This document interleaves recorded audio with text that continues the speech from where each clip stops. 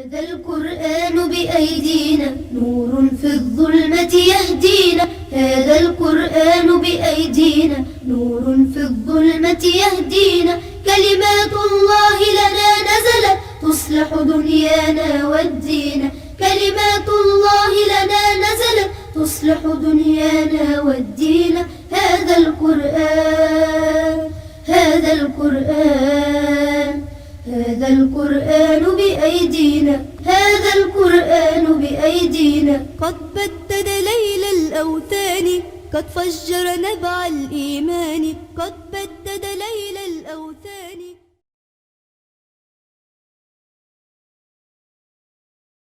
بسم الله الرحمن الرحيم. الحمد لله رب العالمين. نزل الفرقان على عبده ليكون للعالمين نذيرا. وأشهد أن لا إله إلا الله وحده لا شريك له. وأشهد أن محمدا عبد الله ورسوله صلى الله عليه وعلى آله وصحبه وسلم تسليما كثيرا. أما بعد. Sunna TV lajɛl kɛlaw an bɛ aw bɛɛ lajɛlen fo ni alisilamaya ka folikan ye n'o de ye assalamu alaikum wa rahmatullahi wa barakatuh. K'a jira aw la k'a fɔ an ye ɲɔgɔn sɔrɔ kɛnɛ min kɔnɔna na o de ye alikuranɛ nɔrɔ kɛnɛ ye. Maa min bɛ kɛnɛ ɲɛnamaya aw ye o ye an fa ani an karamɔgɔ ye n'o ye Dr Saïd Muhammad Baba Sila ye. An ka walanda bɛ ka boli fɛn min kan o de ye fadailu suwari wa ayatil qur'anil karim. Alikuranɛ suraw ni alikuranɛ ayaw sɛmɛntiya kɛrɛnkɛrɛnnen nana minnu na ka se ka olu walawala alisilamɛw ye o ka se ka u ka tata sɔrɔ o kɔnɔna na. O siratigɛ bolo masa an ka walanda bolila fɛn min kan o de ye k'a fɔ Ala ka ciden sallallahu alaihi wa sallam a ka taabolo kɔnɔna na a tun bɛ suran kɛrɛnkɛrɛnya a tun bɛ aya dɔw kɛrɛnkɛrɛnya k'olu kala seli kɛrɛnkɛrɛnnen dɔw kɔnɔna na. An ka walanda bɛ ka boli o de kan. O la sigida tɛmɛnen kɔnɔna na karamɔgɔ y'a yira n na k'a fɔ Ala ka ciden a ka taabolo kun kɛra min ye o de ye k'a fɔ fajiri jɔko fila min bɛ seli ka kɔn fajiri ye n'o ye fajiri nafila ye. O jɔko fila in Ala ka ciden tun bɛ suran dɔw kɛrɛnkɛrɛnya k'o kala o jɔko fila in kɔnɔ i n'a fɔ a tun bɛ aya dɔw fana kɛrɛnkɛrɛnya k'o kala o jɔko fila in kɔnɔ. O la aya min n'a tun bɛ o kɛrɛnkɛrɛnya k'o kala jɔko fɔlɔ kɔnɔ n'o bɛ suratul bakara kɔnɔ n'o ye aya 100 ani aya 36 ye. An ka walanda bɛ o de kɔnɔna na. O la o aya in fɛn minnu nana a kɔnɔ fɛnba minnu nana a kɔnɔ an ka karamɔgɔ tun bɛ k'a da se olu ma k'olu dɔw walawala anw ye. O la halisa o fɛn tɔ minnu bɛ aya in kɔnɔ an bɛ kuma galama sigi an karamɔgɔ ma a ka tɛmɛ ni walanda ye. Docteur salamu alaikum. Wa alaikum salam wa rahmatullahi wa barakatuh. Alhamdulillahi rabbil alamin wa salatu wa salam ala khatamin nabiyyin wa ala alihi wa sahbihi ajma'in. Amma ba'd. An bɛ foli kurakuraya k'a ɲɛsin Sunna TV sabanan jama ma. An ka kɛnɛ in kan n'o ye kuranɛ nɔrɔ kɛnɛ ye. Ka Ala deli Ala ka ne aw bɛɛ lajɛlen dusukun nɔrɔ ni kuranɛ ye. Ustaz Muhammad i ye kuma ɲɛbila kɛ cogoya min na an ka walanda kun sera nin sura in ma. Suratul Baqara kɛrɛnkɛrɛnyɛma aya min n'o ye aya 136. Ayiwa hukumu jumɛn kɔnɔna na k'a fɔ Alakira sallallahu alaihi wa sallam a kun bɛ nin sura in kalan walima a kun bɛ nin aya in kalan rak'atayil fajiri waati dɔ la a bɛ nin kalan arakan fɔlɔ la. O tuma na ko min bɛ nin aya in kɔnɔ an kun y'olu de daminɛ. Ala y'a ka jɔn ɲumanw ayiwa k'olu kofɔ hukumu jumɛn kɔnɔna na k'a fɔ e min bɛ jɔ ka seli e b'a fɔ de k'a fɔ ne dara Ala la fɛn min jiginna ninnu fana kan dar'o fana na. O tuma a y'u jate k'a daminɛ Ibrahim ka na se Ismail ka na se Ishaq ka na se Yaqub wal asbati o n'olu bɔnsɔn.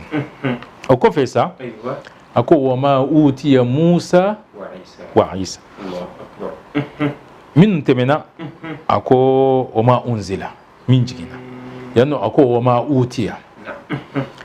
O tuma na min jiginna o bɛ fɛn min ko fɔ kɛrɛnkɛrɛnnye ma o ye Ala ka kitabu ani Ala ka kumakan o ye jiginni gafew ye. Wa ma utiya o ye min dira o bɛ jiginni gafew kofɔ ani a bɛ fɛn wɛrɛw fana kofɔ n'o ye Ala ye kabakonako min di u ma n'o ye wala o ye mu'jizatu ye walima ayatu ta'jiziya. O tuma min dira olu ma hali mana ni o fana ye. Ayiwa n'i y'a lajɛ Musa alayhi salam Allah subhanahu wa ta'ala y'a yira k'a fɔ k'a ye ayiwa kabako kabako kononton ka y'o d'a ma kabako min n'a y'a yira maaw la maaw tɛ se ka ɲɔgɔnna kɛ o tuma na o kabako min filɛ nin ye a fɔra anw ɲɛna de an ɲɛ ma d'a kan de nka a bɛ wajibiya anw bɛ danganaya de k'a fɔ ko nin ye tiɲɛ de ye a dira Nabilahi Musa ma hali ni ma se k'olu jate k'a dɔn sabu nin baabu in na n'a fɔra k'a fɔ k'olu amana k'anw limaniyara ayiwa silamɛ bɛɛ lajɛlen de ka dantigɛkan ye nin nin kan ka k'i dusukun kɔnɔ limaniyara ni fɛn min dira Musa ma nka a bɛ se ka kɛ ayiwa e ka kalan n'i ka dɔnniya hukumu kɔnɔna na e t'olu jate dɔn i bɛ se ka silamɛ 10 jɔ k'u ɲininka i bɛ taa sɔrɔ 9 o t'a dɔn o 9 in ye min ye baasi tɛ o la o tuma o ye dɔnni hukumu de ye nka jumɛn bɛ e wasa sa e kɔni b'a fɔ ne kɔni dara a la kabako dira Musa ma kabako min dira Musa ma ne dara a la o de kama Allah subhanahu wa ta'ala a ka diina ala ka sira sɔrɔli ala y'a nɔgɔya koyi mɔgɔ mana kɛ cogo o cogo ayiwa i bɛ se ka sira in minɛ a ma kɛrɛnkɛrɛn ni maa dɔw ye dɛ k'a fɔ maa minnu ayiwa n'olu ye kalan kɛ an b'a dɔn kalan ye fɛn min ye walima sɛbɛnni a dan tɛ olu ye dɛ o tuma na n'i y'a nɔgɔya sira dɔw ye o n'o tɛ i t'a sɔrɔ maa minnu ye kalanjanw kɛ ayiwa olu bɛ se ka waati dɔ la ka ɲɔgɔn kɔrɔbɔ yɛrɛ yali o 9 o ye jumɛn ye nin b'a fɔ nin fana b'a fɔ waati dɔ la o bɛ se ka ɲɔgɔn bila yɛrɛ o t'a tiɲɛ o nka a k'a sɔrɔ e dalen bɛ a la k'a fɔ min dira Musa ma e dalen b'a la o la n'i ye kuranɛ lajɛ kabako ninnu ayiwa u fɔra nka hali u fɔli yɛrɛ u fɔra k'u cɛrin kuranɛ fanw fɛ o la k'u tugu ɲɔgɔn na i b'a ye k'a fɔ tafsiritigiw bɛ ɲɔgɔn fɔ a la hali n'a sɔrɔ fila bɛ yen nɔ olu kɔni ko taa ni ka segin kɛ kosɛbɛ fila in Musa ka kisaw la olu ye taa ni ka segin kɛ kosɛbɛ o tuma n'a fɛn fɛn kɔni b'a jate hali n'u ye ɲɔgɔn fɔ kɔfɛla la nka daminɛ in kɔni t'a sɔrɔ u b'o fɔ o tuma na o dɔ ye jumɛn ye n'o ye Musa ka bere a ka bere min ayiwa bere in tun b'a bolo a tɛ k'a fɔ bere kɛrɛnkɛrɛnnen dɔ de dira ma ale yɛrɛ ka bagan gɛngɛrɛn de kun don a ka bagan gɛngɛrɛn de kun don n'o tɛ k'a fɔ bere dɔ tara ka d'a ma malikaw nana ni a ye ka kabako b'a la o tɛ a yɛrɛ kun bɛ baganw gɛn bere min b'a bolo a bɛ k'a ka baganw gɛn de o yɛrɛ de yɛlɛmana ka kɛ kabako ye o fɔra suratu Taha kɔnɔna na ala y'a ɲininka de o ma tilka bi yaminika ya Musa ko Musa mun b'i kini bolo la qala hiya asaya a ko n ka bere de don atawakkau alayha n bɛ sinsin a kan sabu mɔgɔ n'i b'o yɔrɔ ni o fɛn ninnu na o tuma na bere bɛ k'i taalen ye kɔrɔ tɛ k'a fɔ k'a kɔrɔla Musa o waati funanke de kun don wa ahushu biha ala ghanami ayiwa bere in fana n b'a kɛ ka yiriw kari k'a di n ka baganw ma baganmisɛnw de kun b'a bolo n'i y'a bɔ to Madiyana a n'a ka denbaya a bɛ ka taa Firawuna ma Allah subhanahu wa ta'ala ala ye ko min latigɛ k'a fɔ koba min bɛna kɛ Musa ye o kɛtɔ ayiwa o de kɛra nin senfɛ o tuma na bere in fɔra yen nɔ o la o bere kelen in de o de yɛlɛmana ka kɛ kabako ye Allah subhanahu wa ta'ala sina k'a fɔ a ma ko bere in ko a fili a ye bere fililen ani a yɛlɛmana ka kɛ sa belebele ye bi kɛra kelen ye Musa yɛrɛ siranna f'a bolila ala y'a fɔ ten nɔ k'a bolila Allah sɔnna sabu adamadenya tabiya min b'a la dancogo min b'a la n'i ye nin façon ninnu ye i bɛ boli i bɛ siran n'i t'a ɲɛ dɔn sabu bere de don nka yɛlɛmana ka kɛ sa belebele de komi ala y'o lakali cogoya min na an ye kuranɛ ye o tuma na Allah sɔnna k'a ma k'a kana siran o tuma na k'a ka bere in ta a ka sa in de minɛ sa ala bere yɛlɛmana ka kɛ sa yɛlɛmana ka kɛ bere ye o tuma na k'a fɔ sisan nin de b'i bolo taa Firawuna bara taa nin ɲɛ ka taa nin yira a la a ye min fana yira a la a ko k'a ka tɛgɛ dɔn a duloki kan na a ka duloki kan f'i jeyi b'i kan jeyibu yan yɔrɔ in na o duloki kan de o de ye lasilo ye ni jefu fɔra duloki kan k'i tɛgɛ dɔn o de don n ka na o kɔfɛ arabukan na sira la ayiwa a bɛ fɔ ma k'a fɔ poche ka ayiwa kɛrɛfɛla dɔ dilan fini na walima fan dɔ fɛ ka fɛnw bila a kɔnɔ a bɛ fɔ ma k'a fɔ jeyibu sabu o ye cida ye n'o tɛ lasili yɛrɛ o ye kan in de o tuma Musa tun bɛ sina k'a tɛgɛ dɔn ala ko a k'a tɛgɛ dɔn n'a y'a tɛgɛ dɔn n'a y'a bɔ tan nɔ tɛgɛ bɛ manamana komi kalo bɛ cogoya min na de komi kalo be cogoya min na a y'o ye de n'a tilala k'a dɔn tuguni a bɛ segin a cogo la o tuma ninnu ye kabako belebele fila ye ninnu dira ma olu seginna kosɛbɛ a taara Firawuna bara kuma tɛmɛna u ni ɲɔgɔn cɛ adamaden Firawuna a ka taabolo kun ye min ye hakilina min kun b'a la a kun ko k'a fɔ ko ale yɛrɛ de ye dabama ye k'ale de ye Ala ye qala ana rabbukumul a'la o tuma na Musa ko ayi e tɛ Ala ye de Ala bɛ yen nɔ o de ye ne ci Firawuna kɔni nin ko in nin bonyana ma kosɛbɛ parce que ale bolo k'a fɔ nin bɛna ale ka kalaka de yuguyugu o tuma na fo ka dan de sigi o la a bɛ na ni sira min a y'o siraw fɔ a y'a fɔ Musa na ko yali ayiwa daluya b'i bolo wa Musa ye ninnu fila yira a la ale y'olu ye min kɛ a yɛrɛ y'a dɔn k'a fɔ tiɲɛ na nin ta in ye tiɲɛ de nka kanagɛlɛya min b'a la ni kunangoya min b'a la a taara kun fɛ a ko nin ye kɔrɔti de ye wa ni kɔrɔti ko de don kɔrɔtikɛla ŋanaw kɔni olu bɛ ne ka jamana kɔnɔ o caman i labɛn o ko kisa tɔw kɛra komi kuranɛ y'a lakalan ye cogoya min na o tuma na u nana u y'u ta fili o kɔfɛ Musa fana y'a ta fili a ye nin bɛɛ lajɛlen kunu kɔrɔtɛtigiw bɛɛ lajɛlen sɔnna Musa alayhi salam k'a kɛra Firawuna min ɲɛ na a banna sabu ale bɛ k'a ɲɛsin kunangoya de ma fo a ka taa a kun kɛ ka kunangoya in kogo de gosi k'a kun pɛrɛn a kun b'o sira de kan o tuma na tɔɔrɔ de kan fo a laban nana halaki o tuma o ma utiya Musa nin bɛ dɔn o la o tuma a bɛ se ka kɛ e ye nin kisa min k'a fɔ ayiwa bere dira Musa ma k'a fɔ a tɛgɛ fana o fana ye kabako ye a bɛ se ka kɛ i danna o de ma i tɛ fɛn wɛrɛ dɔn o kɔfɛ i bɛ da o la komi a fɔra cogoya min na min fara nana ko fana dira ma n'e t'o dɔn i bɛ limaniya n'o fana ye o tuma na ko in ye o de ye o ma utiya Musa wa Isa ko ani min dira Isa fana ma o tuma na Isa fana ta san'an ka don Isa ta la sabu an ko wa ma utiya min dira u ma a bɛ jigin fɛn fɔ min jiginna u kan ani kabako minnu fana dir'u ma Musa an y'a ka kabako de fɔ o tɛ min jiginna a kan gafe min dira a ma o ye Tawurata de ye Tawurata o di cogo fana o fɔra an ɲɛna Allah subhanahu wa ta'ala ye Tawurata sɛbɛnnen de di a ma walahaw la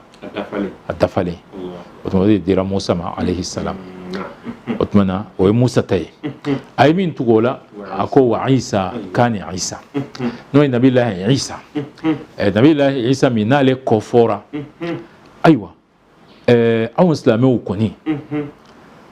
anw silamɛw a jɔyɔrɔ ani a mankutu ko ɲɔgɔn de don Ala ka danfɛn Ala ka jɔn Ala ka kabako Isa ye nin de ye naam wa rasuluhu naam kabako de don danfɛn de don Ala ka jɔn de don Ala ka ciden de don nin de ye kuma saba nin de ye Isa ye o nin de ye Isa ye ayiwa nka an bɛ se k'a fɔ sa o kɔfɛ de adamadenw maninfinw dugukolo in kan maa min ni fɔnkoɲɔgɔra kɛra a ka kibaruya la ka tɛmɛ maa bɛɛ lajɛlen kan o ye Isa de alayhi salam maaw fɔra ɲɔgɔn kɔ maa min ka kibaruya la ka tɛmɛ maa bɛɛ lajɛlen kan o ye Nabila Isa de alayhi salam anw b'a fɔ k'anw dalen bɛ nin de la wa ko Ala ka jɔn de don Ala y'a dan Ala ka ciden de don da bɛ taa sɔrɔ maa jamakulu kabini san ba yirikaw ayiwa olu b'a kan k'a fɔ maa fɛn wɛrɛ kun tɛ ko nkalontigɛla de kun don olu ma sɔn a yɛrɛ ko nkalontigɛla de kun don dɔw fana taara fan wɛrɛ fɛ ko ayi ko Ala den de don dɔw banna la dɔw fana sɔnna nka olu ko Ala den de don n'a fɔra k'a fɔ Ala den o kolo k'a fɔ Ala yɛrɛ de don sabu den ni fa olu ye fɛn kelenw de k'a bɔra Ala de la o tuma na o de ye Isa alayhi salam o fɔnkoɲɔgɔnya min filɛ nin ye o bɛ senna fɔ bi hali bi o bɛ senna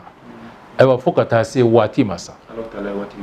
waati min lati o ye waati jumɛn ye min fɔra anw ɲɛna fo a Isa kelen yɛrɛ bɛ tila ka segin ka na dugukolo kan tuguni komi a fɔra ɲɛna cogoya min na ayiwa an b'o da la koyi an bɛ limaniya a bɛ segin ka na dugukolo kan tuguni waati Ala ye waati min dan sigi k'a sɔrɔ dugukolo bɛ lahala la Ala de b'o dɔn otmana abena fode sa na obeka nyon fongo nyonya do ko ni ndo ne re de fleni otmana ba fo ne de yen ni aywa femrete fo manini nte ni mami aywa ni dore fo ma abi don aywa tien dafe isa bin ok alayhi salam otmana okoni no kera o ejnye soli bani o ejnye soli bani o ejnye soli bani ngo soli o bani aywa o bebe ma minum be dugu koloka doina ma minum be dugu koloka o doina nga ma minun temena do jamakulu minun temena minun sara do bolo ka fo ala ka jonde do do bolo ka fo ko kalontigela de don do bolo ka fo ko ala dende don oto nunu bele jenen beta nyogon soro alkiyama jo kene de kan oto na kiri beta tigeno aywa kiri intigeli yere isa yere alayhi salam ale de be dantigeli ko ala ba nyinin kade ede ni fo abe jabi fo oto no jabi mfana o fora awnyina wala isa alayhi salam ale fora ka tugu musala ni bele jelen be aya ne konnana tuma mina ebe ko wara kan flying seli ni ni kala abe ko mi ibe kalimana ni bele jelen de ka duguje asinsi nembe ko bawde ka wala isa alayhi salam aywa ango an islame ko ni ninde do alaka danfende do alaka jonde do alaka chidende do otuma ode isa alayhi salam kabako dirama kitabu dirama kabako fana dirama nana na kitabu famfelala a folo Allah subhanahu wa ta'ala aye taurata dunya dama min dira nabillahi Musa alayhi salam ko dunya dafalen di ama jengente mina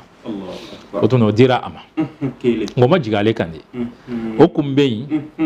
ayo bansirala ko kumbe alakala ka baraka we fendo yelema fendo beno luba ko ngo te ka baraka ni aye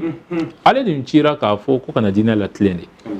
no ta yasoro ubolo ka fo ko du ko lenga ko de be chien kan boy sabo la halai o madam ne bila koy aywa mauko kalku shen ka fo dina ingoni oluba bla yoro mina ka be yene ka soro bita soro be fude ka oto isa bina to mina rukum be fude ka oto na taurata dira isa alayhi salam Allah subhanahu wa ta'ala ala yofo adira mawati jume kamna dinyere lama ka to bamunango taurata imbela jelen dira ma aywa oye min kumbe yeno bara kumbe ke ni aye uya jenge a dafale na tlenen dira alema aywa o damate Allah subhanahu wa ta'ala kitabu do di ale refanama kerengana boloma o jigina ale de kan oto no min jigina sa bara be ke ni taurata yi ani min jigina ni o mayoro min yelema taurata la bara be ke no nga yoro min yelema taurata la